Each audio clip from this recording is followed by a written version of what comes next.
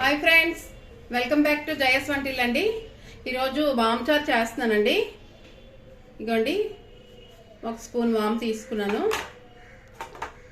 5 వెల్లుల్లి రబ్బలు, 2 ఎండుమిర్చి అండి, 1 అర స్పూన్ పసుపు అండి, 2 స్పూన్లు సాల్ట్ అండి, కరివేపాకు, చింతపండు పులుపు చేస్తానండి.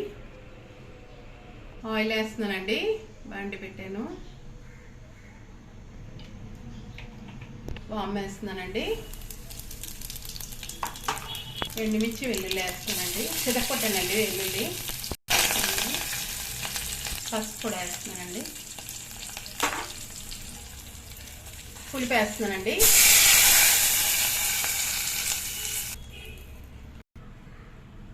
సాల్ట్ వేస్తున్నానండి 2 స్పూన్లు, ఇంత చింతపండు వేసానండి, కొద్ది పుల్లగా ఉంటే బాగుంటుందని చింతపండు వేసాను. పులుపు ఇంత చింతపండు పులుపు వేసానండి, మీకు తగినంత చూసుకొని వేసుకోవచ్చు. చూస్తారా మరుగుతుంది, 2 పొంగులు వస్తే ఆపేసుకోవచ్చు అండి. ఇలా వేడివేడిగా మనకి చేసుకొని తింటే చాలా బాగుంటుందండి వామ్ చారు.